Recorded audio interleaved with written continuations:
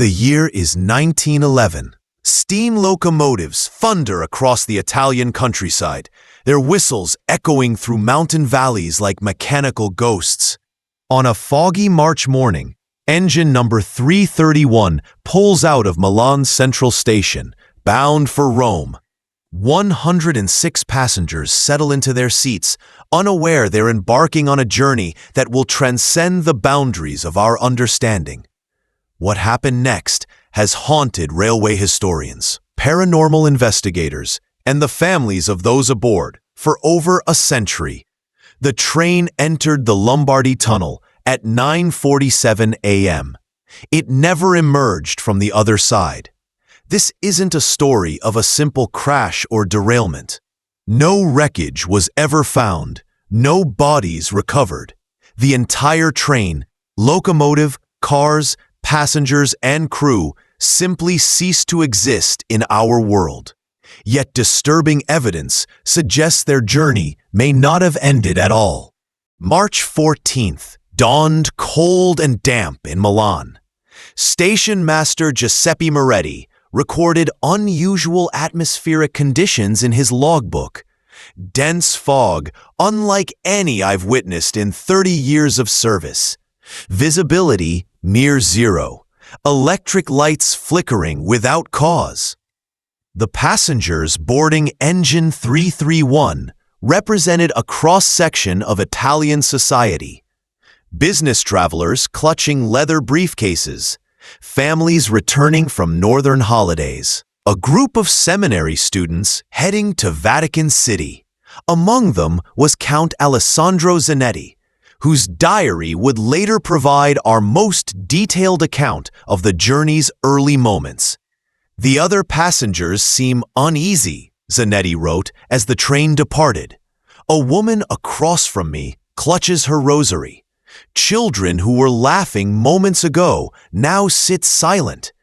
Even the conductor appears troubled, checking his pocket watch repeatedly as if time itself has become unreliable.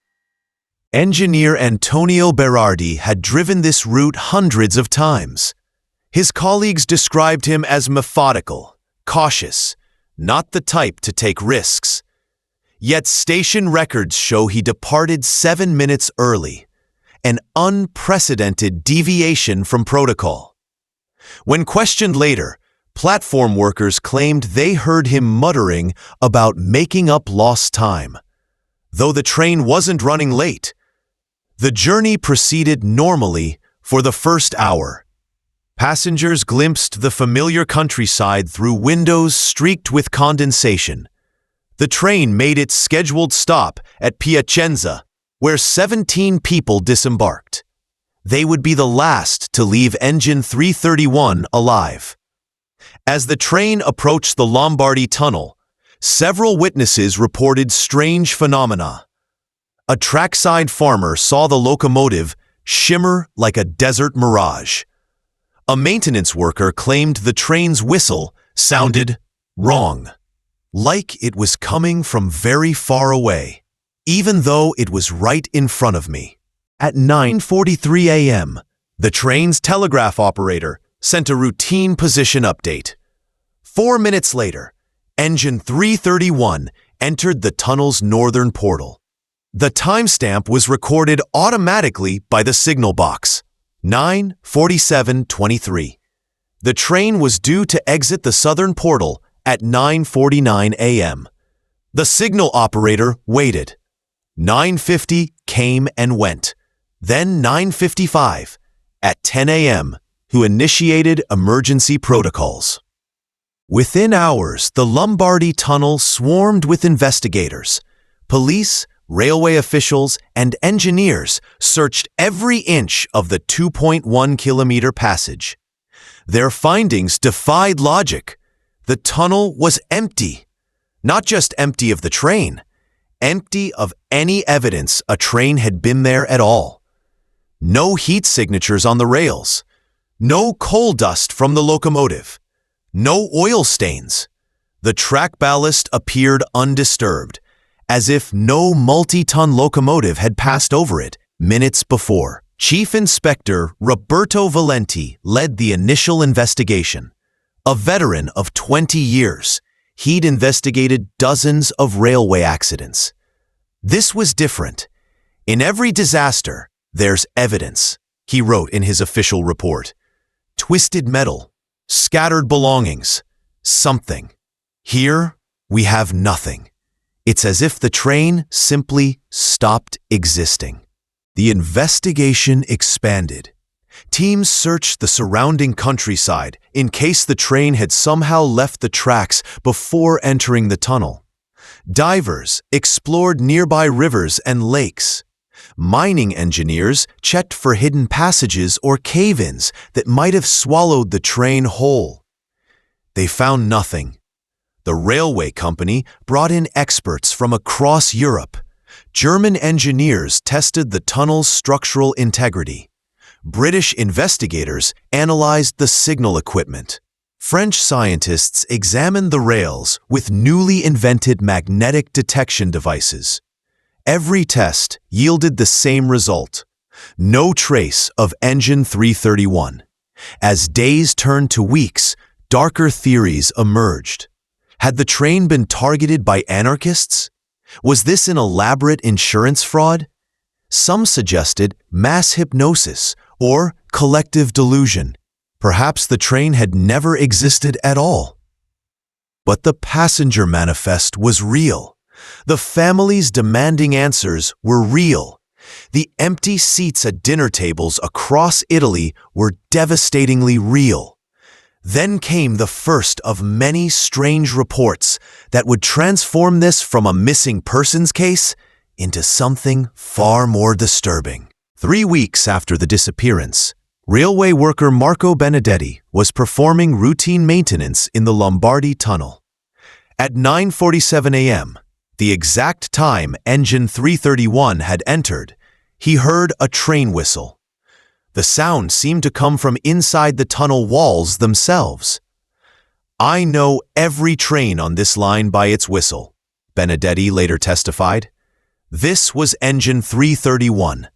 I'd stake my life on it. But the sound, it was muffled, distant. Like hearing someone call for help from the bottom of a well." Benedetti's report might have been dismissed as trauma-induced hallucination. But he wasn't alone. Over the following months, dozens of witnesses came forward with similar experiences. A night watchman saw lights moving through the tunnel when no trains were scheduled. The lights matched the configuration of Engine 331's carriages, but appeared to be swimming through the air rather than rolling on tracks. A group of maintenance workers heard voices echoing from the tunnel walls. Fragments of conversation, children crying, someone calling for the conductor. When they pressed their ears to the stone, the sounds grew clearer but seemed to originate from impossible distances. Most disturbing were the temporal anomalies. Station clocks near the tunnel began losing time. Always exactly 7 minutes, the same amount Engine 331 had departed early. Telegraph messages sent through lines running parallel to the tunnel arrived before they were sent, their timestamps creating impossible paradoxes. In July 1911, photographer Alessandro Corsi attempted to document these phenomena. He set up his equipment at the tunnel's entrance, hoping to capture evidence of the reported lights. What he photographed defied explanation. His plates showed the tunnel as expected. But in 3 exposures, taken at 9:47 a.m., a translucent outline appeared. The ghostly image showed a train, or rather, the suggestion of a train. It seemed to exist in multiple positions simultaneously, as if the photograph had captured every moment of its journey through the tunnel in a single frame. When developed, the images revealed something even more unsettling. In the windows of the spectral carriages, Faces could be discerned. They matched photographs of the missing passengers. The scientific community dismissed Corsi's images as double exposures or darkroom trickery. But Corsi maintained his innocence until his death, and modern analysis of the surviving plates has failed to detect any signs of manipulation. As conventional investigation failed to provide answers, increasingly exotic theories emerged to explain the disappearance of Engine 331. The scientific establishment proposed several hypotheses. Dr. Enrico Fermi, then a young physicist at the University of Rome, suggested a massive electromagnetic anomaly might have vaporized the train instantly. He calculated that a sufficiently powerful field could theoretically disintegrate matter at the molecular level, leaving no trace. But this theory had problems.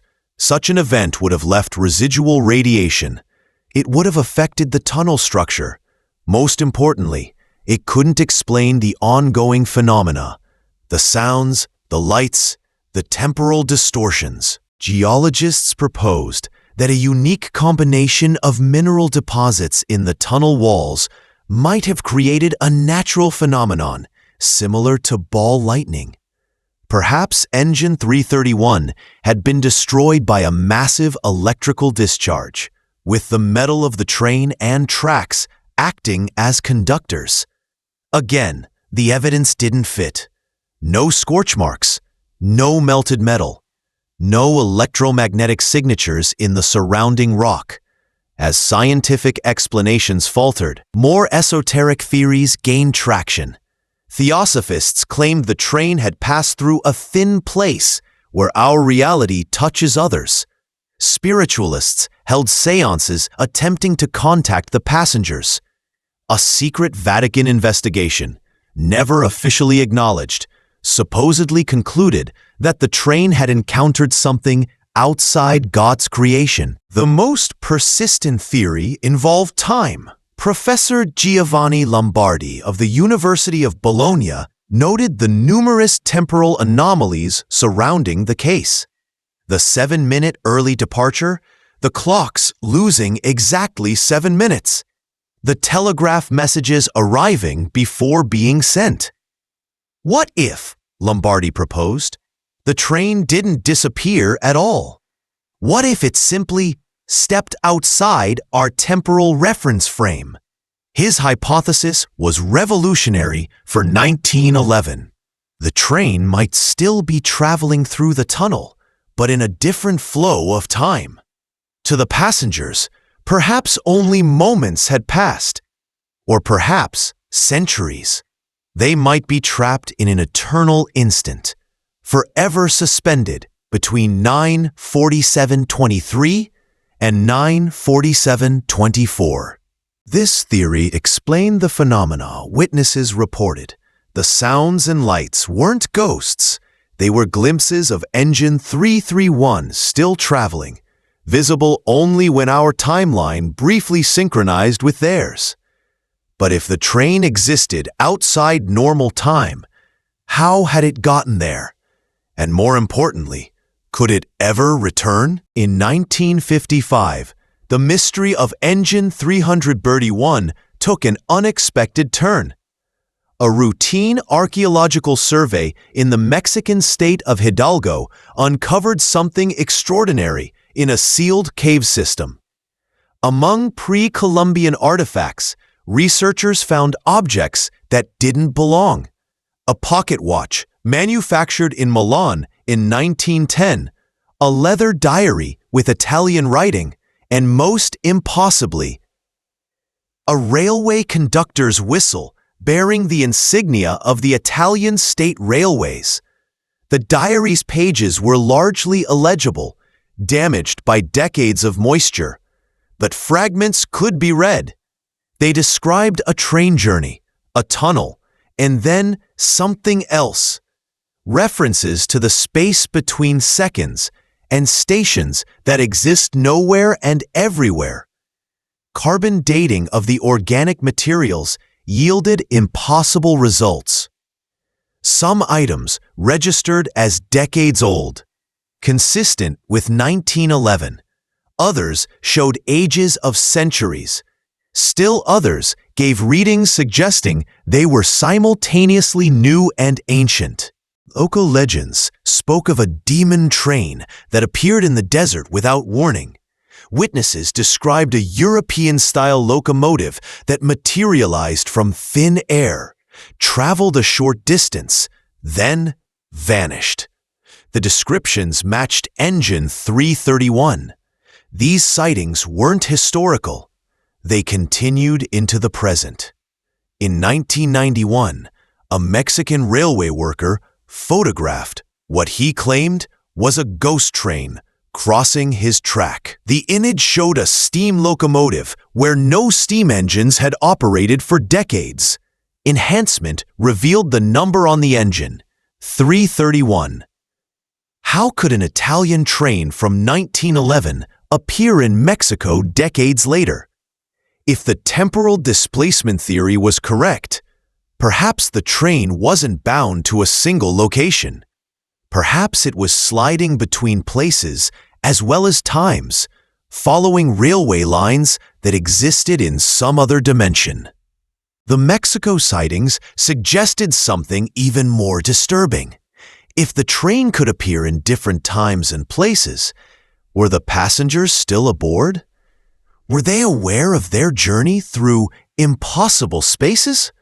Or had they become something else entirely, transformed by their passage through whatever realm they now inhabited? The advent of modern technology has provided new tools to investigate the Engine 331 mystery, but the results have only deepened the enigma.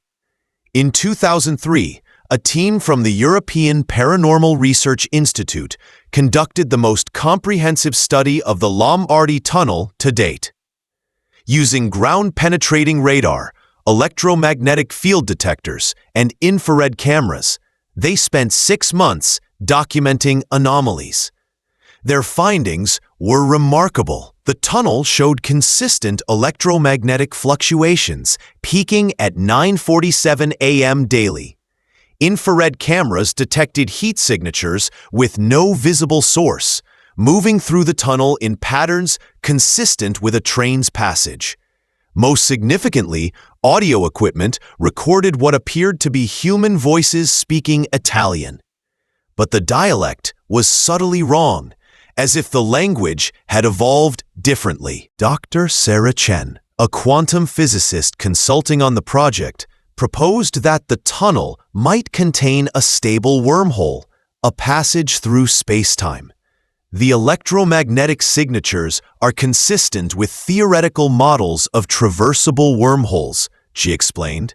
If Engine 331 entered such an anomaly, it could literally be anywhere in space and time. In 2015, a leaked document, allegedly from the Vatican's secret archives, added another dimension to the mystery. The document, dated 1911, described a secret investigation ordered by Pope Pius X himself. According to the text, church investigators had concluded that Engine 331 had encountered a manifestation of the infernal and recommended that the tunnel be sealed. The recommendation was never followed, but the document revealed that 3 priests had been aboard the train, traveling to a secret convocation in Rome. Their mission remains unknown, but conspiracy theorists have suggested they carried something, an artifact perhaps, or knowledge, that attracted supernatural attention. Digital archaeology has uncovered more evidence, but analysis of early 20th century photographs from across Europe has revealed anomalous images, blurred figures in impossible places that match the appearance of Engine 331's passengers. A woman matching the description of passenger Maria Fontana appears in a 1923 photograph from Paris. A man identical to conductor Giuseppe Ricci is visible in a 1936 image from Berlin. But these people would have aged. The figures in the photographs appear exactly as they did in 1911. Modern train operators report that the Lombardy Tunnel remains active. Engineers describe an inexplicable reluctance to enter it at certain times. Sensitive electronic equipment malfunctions. GPS systems show trains simultaneously inside and outside the tunnel. In 2019, an artificial intelligence system analyzing railway data flagged an impossible entry. Engine 331 had been logged passing through a signal box that didn't exist in 1911. The signal was immediately dismissed as a glitch, but the AI insisted the data was valid.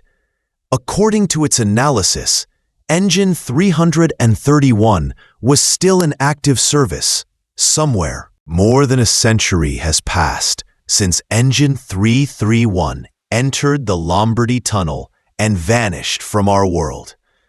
The families of the 106 souls aboard have long since joined their loved ones in whatever realm awaits us all.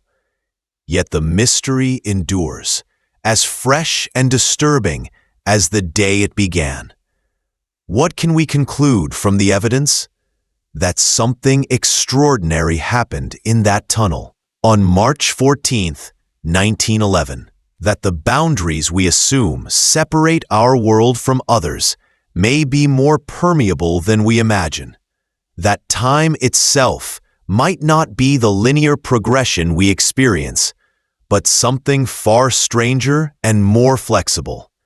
The scientific investigations continue. The witness reports accumulate. The theories multiply. But perhaps the most unsettling aspect of the Engine 331 mystery isn't what we don't know. It's what the evidence suggests might be true. If the train still travels, if the passengers still live in some form, what does that mean for our understanding of reality? Are there other places where the fabric of space-time wears thin? Other vehicles, other people, who have slipped through the cracks of our world? Late at night, in the Lombardy Tunnel, maintenance workers still report hearing the distant whistle of a steam engine.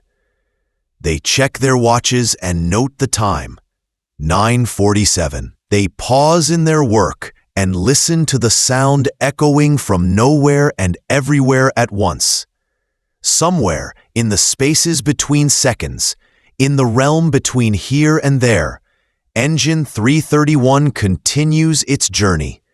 Its passengers peer through windows at landscapes that shouldn't exist, check tickets for stations that were never built, and wonder if they will ever reach their destination. Or perhaps they already have. Perhaps their destination was never a place at all, but a state of being, forever suspended between departure and arrival, between the known and unknowable, between our world and whatever lies beyond. The mystery of Engine 331 reminds us that our reality is far stranger than we dare imagine. That the impossible happens, that some journeys, once begun, never truly end. In the Lombardy Tunnel, at 9:47 each morning, eternity passes through our world on rails of iron and dreams.